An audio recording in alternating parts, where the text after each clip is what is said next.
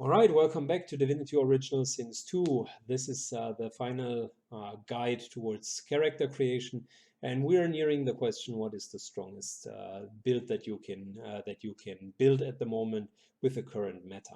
And there might be a lot of discussions about what's kind of strong or stronger. I will give you my personal opinion. I'll give you an explanation why I think that these builds are the strongest that you can currently build. So, the first question that you would need to ask yourself is, would your party want to be either physical or magical damage based? The way that Divinity Original Sin 2 works is, since you have two types of armor, there is a no benefit in separating your damage type towards both of these armor types. Matter of fact, there is a disadvantage in doing it. So you always want to either focus fully on magic or fully on physical. As it currently stands, with no mods installed, the physical damage is superior, simply due to the fact that the physical damage dealers can right-click auto-attack and will deal a shit ton of damage based on passive buffs via warfare and high attributes. So, if you want to build the optimal party, you would build a party that is focusing on physical damage. Next up, you would ask yourself the question, do I want to go with a lone wolf or with a four-man setup? As the current meta stands, the lone wolf setup is way stronger than the four-man setup. Way stronger than the four-man setup. Matter of fact, it is so strong that it makes the game ridiculously easy. The reason why that is the case is that most of the abilities are unfortunately exponential in their nature. Thievery is a good example. Whilst with Thievery 1, you can steal, I think, 100 gold pieces. It quite soon escalates. Thievery 2 already kind of lets you steal around 300 to 400 gold pieces, whilst Thievery 9 or Thievery 8 already lets you steal 16,000 gold pieces. Similarly, the damage escalates in many of the builds. Whilst with a value of 10, you're dealing an amount of X. A value of 20 does not only let you deal twice the damage, but lets you deal 4-5 times the damage, which leads to the fact that Lone Wolf, which means you can only play two characters, will very much deal significantly more damage, because a single auto attack worth 2 action points is dealing 4 times as much damage in the end game as it does with a normal attack on a normal character, given same equipment and giving similar skills. If you want to make the strongest party, you would go with a 2-man party. I would still give you the answer for both cases, because I know not everyone wants to play lone wolf. So we will go through both of the parties that are quote-unquote the strongest in 2- and 4-man setups. Let's start with the lone wolf setup. If you go with lone wolf as a character, you would start with a customized elf character. You would do that because you want to have the Dome of Protection and you want to have Flesh Sacrifice. You would go with your customized character and would build a fully two-hand focused melee character. The two-hand focused melee character would, in his attributes, focus on strengths, basically pump strengths to the maximum, have just a little bit of constitution and memory and a fair amount of wits, but he would mainly first and foremost go on to strengths. As with the abilities, you would start out with a simple warfare build. You would splice in a little bit of polymorph, because with the way that attribute points work, you would even faster escalate to a higher attribute level, and you could then think about giving the character a little bit geomancy and a little bit hydrosophist in order to give him additional defensive capabilities. By a little bit, I mean 1 to 2 points. Later, it will be done only via your equipment, so you won't waste any points here. It's straight up warfare. It's after warfare. and a little bit polymorph. It's straight up scoundrel in order to increase the critical multiplier. So here you will see you get a enormous critical multiplier, and then you would go into two-handed weapon, which is not only plus 5% damage, it's a static buff, but it's also plus 5% critical multiplier, which means it caters to both scoundrel and warfare. That character will one-shot literally anything in the game. If you build him strong enough and have a good two-handed weapon, he will be almost unstoppable. You go into thievery, as with any character, and would just call it quits. As talents with such a character, you would go for executioner. You would definitely go for a picture of health to have enough health. You would go for a comeback kit, as I have told you originally. And depending on how good your play is, you might want to go with glass cannon as well, because you're barely going to lose hit points. Your armor will be quite strong. So that is kind of opportunist, of course, but that goes without saying. So that's kind of the number one character that I would recommend to you. The number two character is even again a physical build. As a second character, I would advise you to take Fane. Fane has a great ability which is called Time Warp. In a Lone Wolf run, that is by far the strongest ability because it is balanced for 4-player parties. So what I'm telling you now is only applicable to Lone Wolf. It basically lets the other character take another turn for a source point, which lets you trade two action points and source point for, in this case, 6 or respectively 7 action points if you consider that the other character has blood sacrifice as well.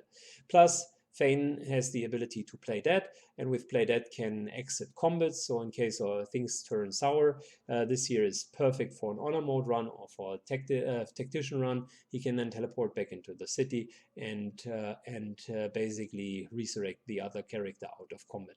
The way I would play Fane is, I would play him, like I said, as a physical character. I would probably start with 2 points in Huntsman and give him a bow, making him effectively an archer for the beginning. Then relatively soon rush Conjuration. Might sound like a strange combination, but hear me out. With Conjuration, you get so many benefits onto the battlefield. You have another physical attacker, you have a taunter, you can have a healer, you can have a blood mage on the battlefield. Plus, you can do all of that before even entering combat. So it just makes your anyways superiorly strong party even stronger. The summoning school does not need any specific attribute, so you will be strong with your bow anyways. Once you have reached 10 points, optimally with a little bit of gear, you would go and continue the warfare. So if you look at the skills, it would be 2 points in Huntsman at the beginning, then getting to 10 points in summoning, and then really maximizing warfare. So in its core sense, that character is a hunter or an archer with warfare and summoning. He could via his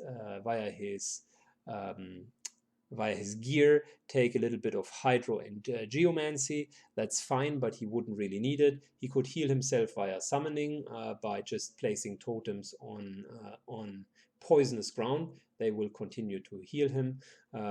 So that character has a lot of damage potential. Will also be extremely strong in the sense of surviving, and will be a super complementary character. He would focus on finesse mostly, just a little bit on memory and wits. Wits probably more than memory, because the character wants to crit. And if you feel besides finesse and wits that a couple of points in Constitution are necessary, then be my guest. But these two characters together would simply destroy the game. They are very synergetic, plus they are just dealing a shit ton of damage. I have deliberately left out ambushing characters or characters that are just focusing on stealth and doing the game quote unquote on a single run. The strongest party that I've shown here for Lone Wolf is one of the parties that has a large flexibility, but yet also is extremely strong in the games. Now, if you would look at the four-man party and you would ask me what the four-man party is going to look like, with the four-man party, if you really go for the quote unquote strongest party, I would take a custom made elf character as the main character, and as supporting characters, depending on whether or not you want to have characters with you original characters, or if you want to go for mercenaries. I would probably take Seville because she's also an elf, and having flash sacrifice is handy. So the two elves would be definitely damage dealers. Probably I would go with another custom elf to accommodate for the third damage dealing position. And as the fourth character, you can really take whomever you like. It doesn't matter that much. I wouldn't take an undead, to be honest. Maybe Beast as the fourth character for his sturdiness, as a support character. So what is the party themselves going to look like? You basically have four characters. There will be one two-hand fighter, very similarly built like the two-hand fighter in Lone Wolf. There will be two archers, because they just stack extremely well and they deal just an incredible amount of damage. Both of them can physically start to take apart the enemy. You can even think about doing the archer slash summoner build, which will give you way more flexibility and which will in the end game become even stronger because it's escalating that much to have two additional summonings there. And last but not least, I would play the last character as a support character, and by support I mean mainly Hydro and Geo mage that could have a little extra in terms of damage. Maybe I would go, by thinking about it, into a Geo plus Hydro Mage. Would definitely go into Aero Mage in order to do the crowd controlling piece of it.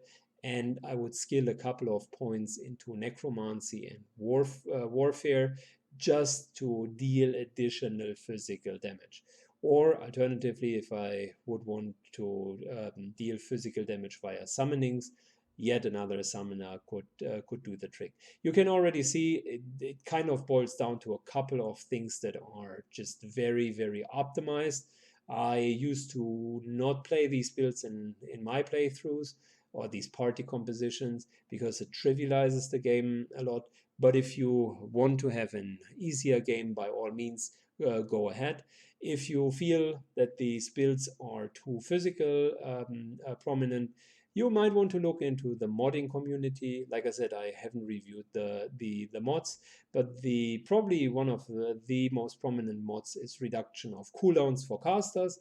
If you install that, the balance shifts quite significantly towards casters, so that would make casters very, very strong again. For social abilities or civil abilities, on an optimized party, I would go with two thieves, one lore master and one persuasion character. Persuasion to get additional talking options, lore master just for the identification, and thievery to not worry about anything financially. Right. Talents wise, very similar to what I said before. I reviewed all of the talents. The damage dealing talents are the ones that I would recommend. I would also recommend Comeback Kit in combination with the Resurrection Idols of Act 2, like I described earlier. And I would probably recommend some form of escape from combats. So if you're playing, for instance, on an honor mode run, which is, I think, the only reasonable explanation why you anyways would want to watch such an optimized group. Then one of the things that I made good experience with is Eschatos. Might sound weak on paper, but just being able to flee out of combat basically all the time is a strong ability. So I would put it probably on one of the backline characters, maybe the support mage, to just bail out in case of things not going as planned. So yeah, these were the optimal party builds. Please leave a comment in the section below if you like them or if you have any other opinions. Take care and have a nice day.